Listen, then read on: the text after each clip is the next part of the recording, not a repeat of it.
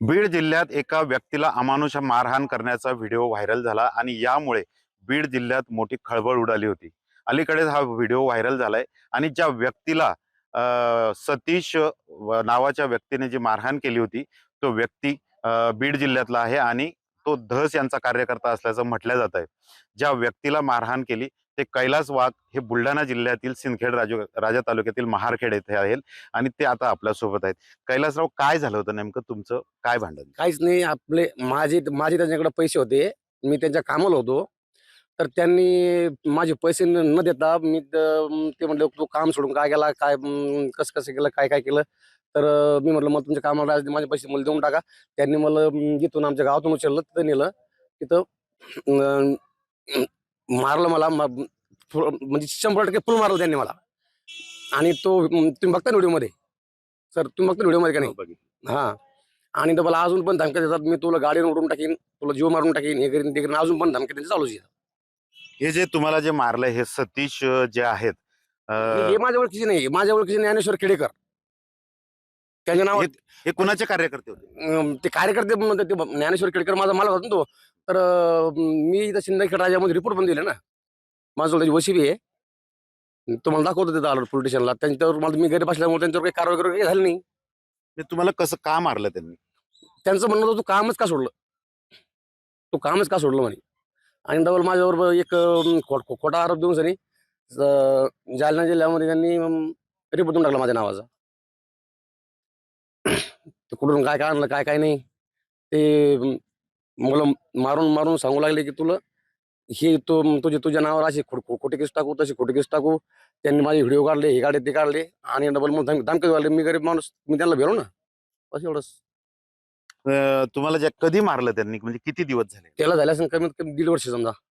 म्हणजे हा जो व्हिडिओ व्हायरल होतोय हा 1.5 वर्षापूर्वीचा आहे? हा, हा व्हिडिओ कोणी व्हायरल केला? तो माहित नाही ना आपल्याला. तो व्हिडिओ व्हायरल कोणी केला हे आपल्याला माहित नाही.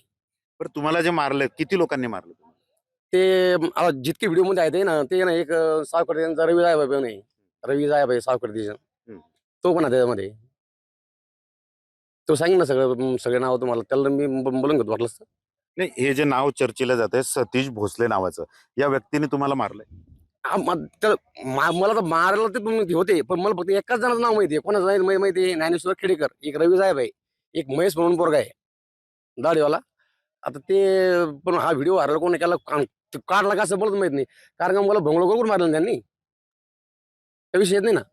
मग त्यांनी भोंगळ करून मारले. आता ते व्हिडिओ कोण काढला, काय काढला, व्हायरल कोण केला, आपल्याला काहीही माहित नाही ना. त्यावेळी याची तक्रार दिली होती तुम्हाला मारलं त्याची? ना म्हणजे मारला त्याची, म्हणजे मी तर रिपोर्ट दिला सिंगराजामध्ये त्यांच्या नावाचा. आणि नेमकं कुठे मारलं त्यांनी? कोणती जागा होती ती? बीड जिल्ह्यात होतं का कुठे? ते जागा पण आता मी सांगू शकत नाही. काय ती शाळा होती बघा, शाळा. पात्राची शाळा आहे. शेड म्हणून शाळा आहे ती. पण कोणत्या जिल्ह्यात? ती बीड जिल्ह्यात बीड जिल्ह्याला सांगतो.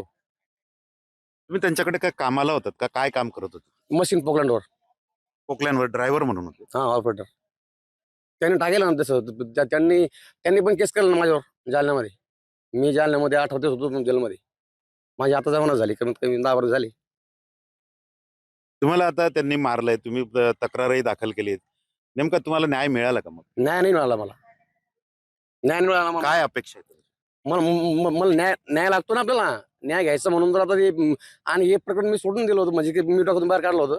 पण आता हे ज्यांनी व्हिडिओ व्हायरल केला हा माणूस कोण व्यक्ती आहे, कोण आहे, मला काही माहित नाही. तर नक्कीच जे काय प्रकरण सध्या मारहाणीचं, अमानुषपणे मारहाणीचा व्हिडिओ व्हायरल होत आहे आणि सुरेश धस यांचा कार्यकर्ता असलेला सतीश भोसले यांनी ही मारहाण केल्याचं बोललं जात आहे। ते जे कैलास वाघ आहे ते बुलढाणा जिल्ह्यातील आहेत आणि ते आता आपल्यासोबत होते। खरं तर त्यांना न्याय पाहिजे आहे आणि न्याय मिळाला नाही म्हणून ते सध्या ही लढत आहे असं त्यांनी सांगितलं आहे। Cameraman Shantaram sir, doctor Sanjay Mahajan, ABP माझा, बुलढाणा।